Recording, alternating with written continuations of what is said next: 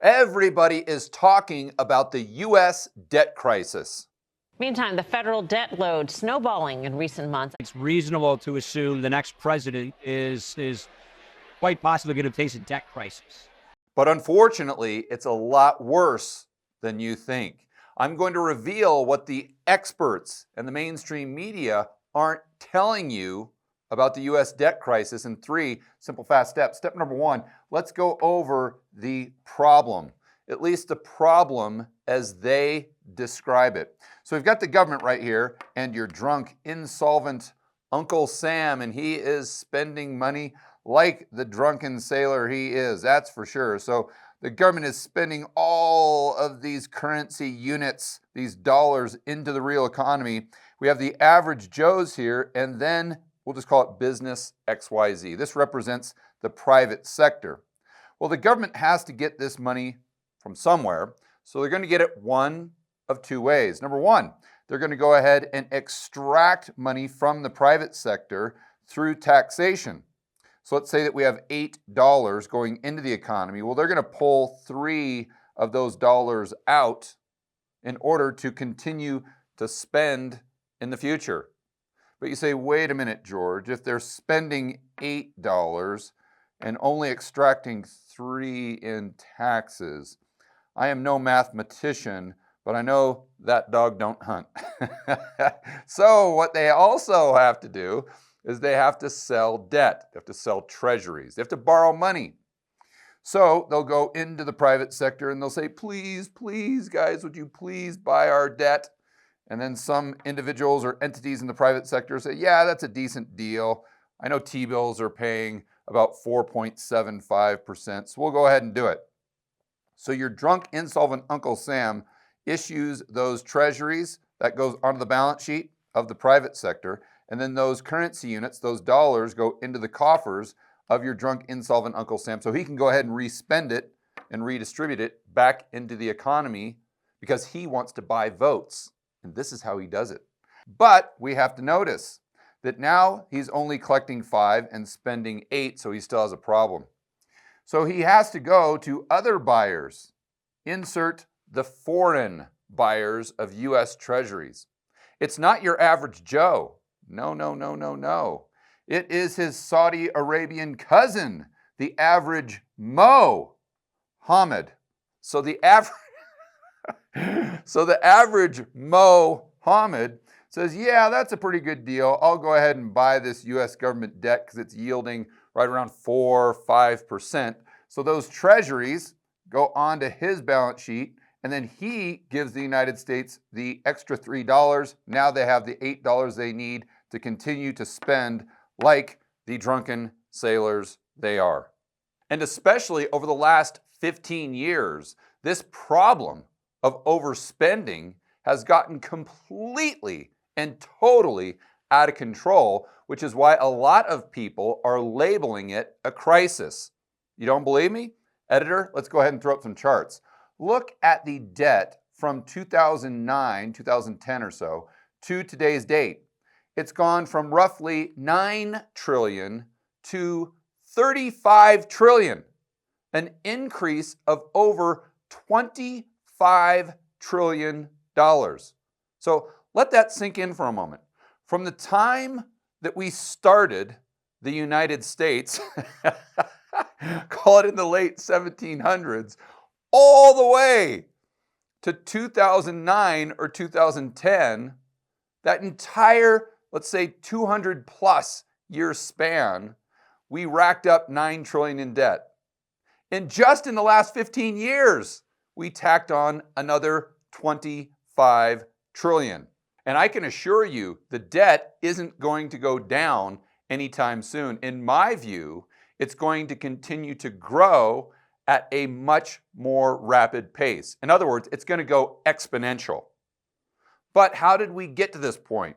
How does the debt continue to climb and climb and climb and climb and climb and then just go straight up? Because of the deficits. So this is what I'm talking about. It's the delta between what is collected in taxes and what is actually spent. That means additional treasuries make up the balance. So right now, the debt is about $35 trillion, like we said. So what this means is the government has spent $35 trillion more than it has collected. So there's $35 trillion worth of treasuries that are on the balance sheets of entities inside and outside of the United States. All right, well, if we look at a chart of these deficits, we see how the deficit as a percentage of GDP continues to get more and more and more extreme. To the point where we are today, we have never seen deficits like this outside of the GFC and World War II. And if you listen to the mainstream media, this is happening at a time when the economy is running on all 8 cylinders. So what happens if we do go into a recession? What happens if we do have a hard landing? Well, I can assure you the government's going to spend a lot more money. They're not going to spend less money. And therefore, the deficits will continue to explode. And by definition, the debt itself will continue to explode. So the amount of treasuries your drunk, insolvent Uncle Sam is dumping onto the market is also going to explode.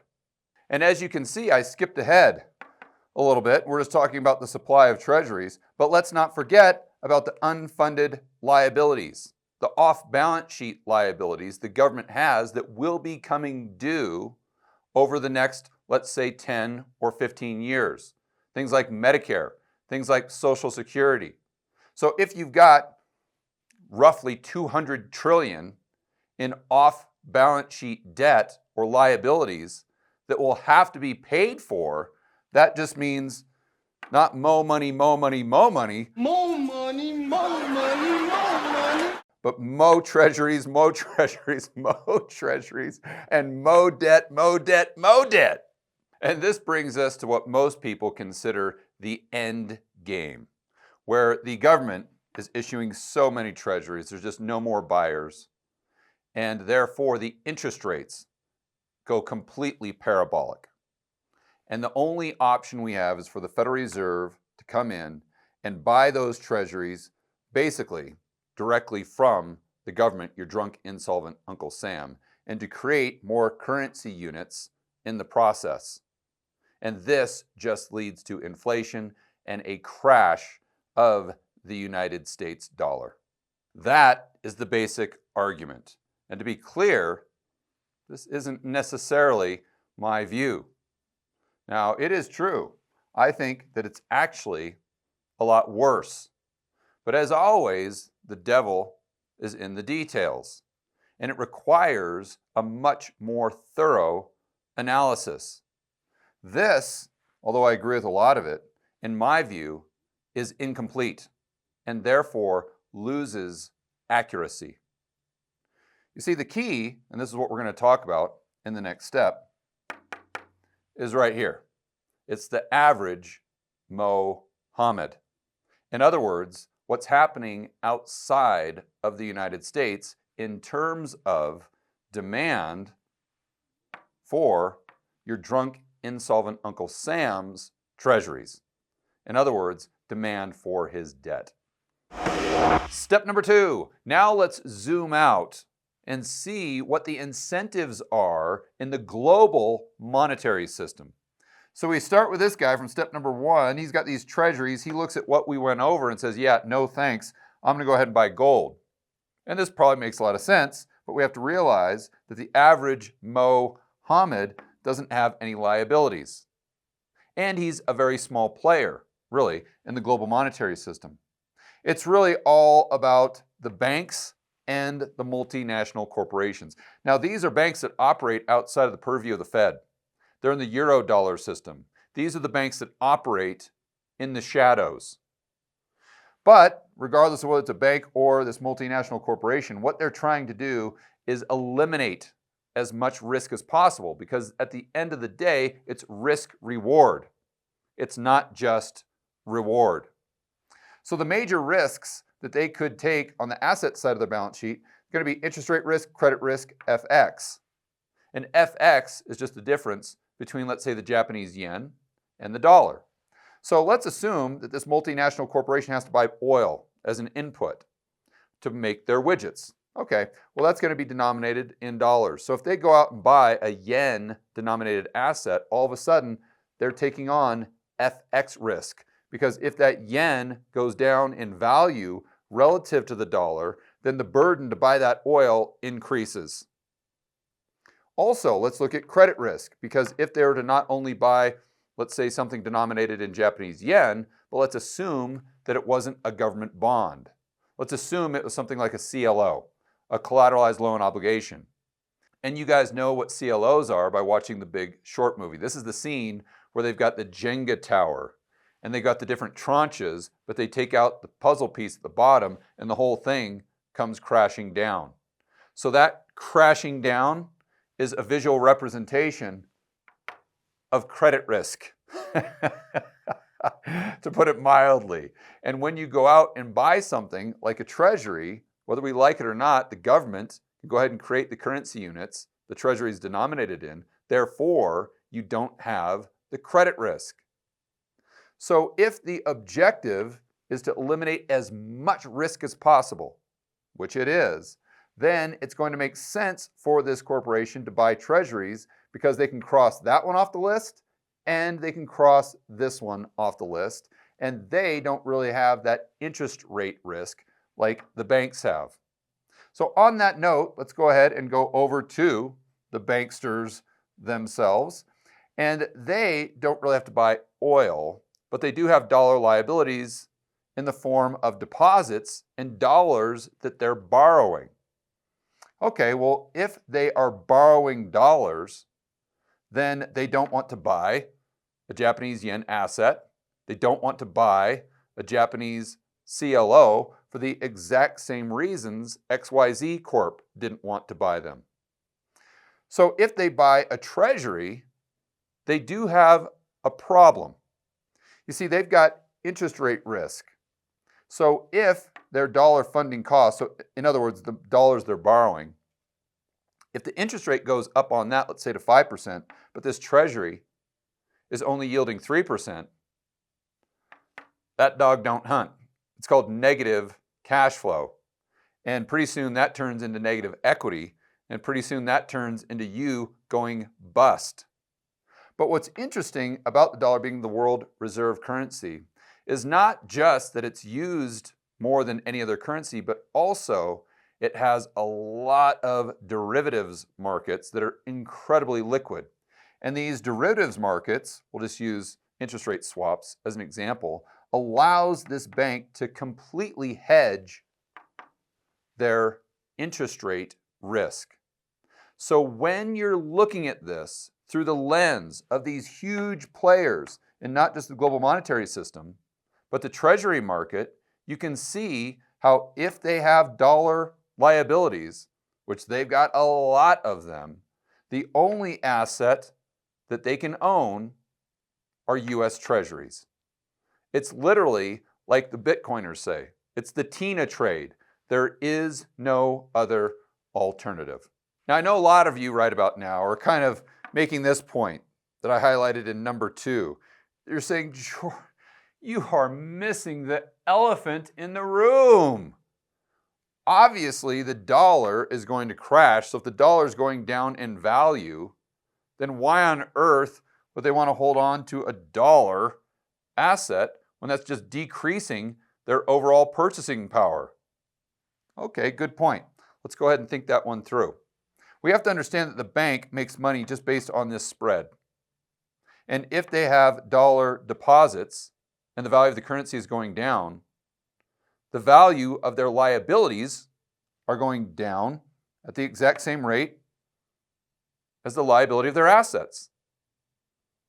So to a certain degree, they don't care if the dollar is going down. They don't care if the inflation rate goes up to, let's say, 10% in the United States, and the purchasing power of goods and services in the United States relative to the asset they own has gone down, because they are just pocketing a spread. More importantly, a spread they control. Let me show you what I'm referring to. Say they borrow $10 billion At 1%, they buy 10 billion worth of treasuries. 4%, they pocket a 3% spread. That would be $300 million. Suppose that during the course of the year, the inflation rate, as measured by the CPI, let's just say that's legitimate for a moment, goes up to 10%. Well, now all of a sudden, this 300 million doesn't buy them as much stuff in the United States. So what do? Well, actually, as a group, they would all have this problem. So they would go to their depositors and say, hey, look, it's fine if you want to deposit money here, but we ain't paying you the 1%. We're only going to pay you 70 basis points. So now the spread goes from 3% to 3.3, and the money they pocket goes from 300 million to 330 million, which would compensate them for the inflation rate in the United States, assuming they wanted to buy goods and services denominated in dollars. And again, that's a big assumption, but we'll go ahead and save that for another video. So the main takeaway is you have to realize that a lot of this demand for treasuries comes from entities that don't care about the inflation rate in the United States. That is totally irrelevant to them, and that is not a part of their decision-making process. Now, I know a lot of you right about now are probably really pissed off. I mean, you are going over to the comment section and you are saying, George, unsubscribed, FYI. I want you to know that because you're just not addressing what's really, really, really the elephant in the room. And this, of course, is the currency of kings. Why on earth would this bank not take that dollar or fiat currency deposit that we know is being devalued, and we know the United States government is debasing it at all times. So why would you not take this depreciating fiat and buy a hard asset like gold that you know is going to maintain its purchasing power? Okay, let's go ahead and think that one through. So you take this $10 billion that you're paying 1% on, oh, by the way, and you're buying gold that doesn't yield anything. But also what you have to understand is the very next day, the very next hour, the very next minute, the person that deposited the $10 billion can take that $10 billion and move it to another bank. So your dollar funding goes bye-bye. Well, if your dollar funding goes bye-bye, then you have to sell that asset that's on your balance sheet. But what if that asset is volatile? Editor, go ahead and throw up a chart of gold. And this is just a daily chart, just today. So assume you would have taken your $10 billion and bought at the highs.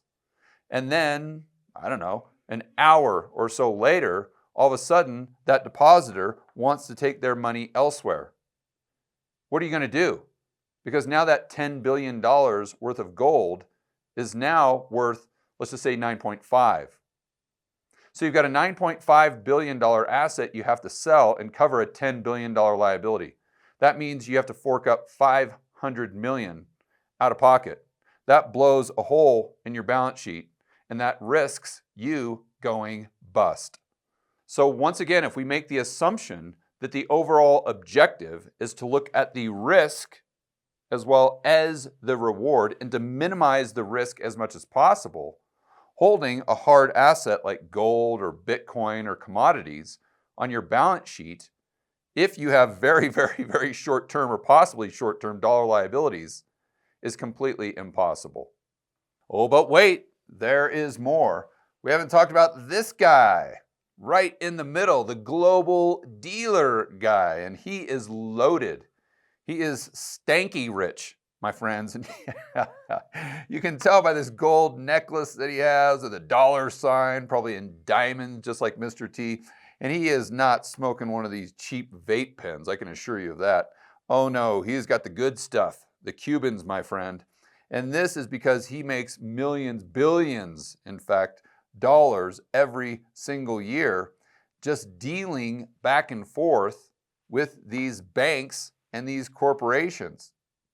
So if he sees storm clouds on the horizon, let's just say that he assumes there's going to be a recession or a global economic slowdown, he knows that the banks will have to have more treasuries, not just as assets on their balance sheet, but in order to transact with one another. Because if risk goes up, the demand for collateral goes up, and there is no other collateral in the global monetary system than treasuries. That's just the bottom line. So what he does is he goes and loads up on all of these treasuries, borrowing dollars, because he knows that if we go into a global economic slowdown, he's going to be able to lend these treasuries to the banks that need those treasuries as collateral to borrow from other banks. We call it rehypothecation. And this guy is going to pocket the arbitrage all day long. So this creates even more demand for treasuries outside of the United States, assuming we're going into an economic slowdown, which I imagine is most people's base case who are watching this video right now. Whoa, time out. I know a lot of you right about now are kind of scratching your head and saying, George, I don't really get it, because at the beginning of the video, you're talking about how the US debt crisis is far worse than the experts and the mainstream media is leading us to believe, but now you're talking about all this demand for treasuries. I'm not following you. Don't worry. We're going to get into how this debt is way worse than you think right now in step number 3. Step number 3, the real crisis is there is no debt crisis. Let me explain what I'm referring to. If we go back to step number 1, remember guys how I talked about the debt going from 9-10 trillion up to 35 trillion, an increase of 25 trillion just over the last 15 years. But during that time, what has the dollar done relative to other currencies, the DXY? It's gone up. What has the 10-year treasury yield done? It's gone down, which means that the price of the 10-year treasury is higher today with 35 trillion in debt than it was in 2009 with, say, 10 trillion in debt. Now, I could go into 100 other examples as to why there is no debt crisis, but that would be a completely separate video. So let's assume for a moment that I am correct, that because of what we went over in step number 2, the way the monetary system is set up, there's going to continue to be this demand for treasuries that will allow your drunk, insolvent Uncle Sam to continue to spend and spend and spend and spend even more to buy your vote. You see, this is the problem. The treasury market is not the problem. So when I'm talking about this, I'm talking about government spending. And this is why on Twitter and social media all the time, I always say that there is no debt crisis.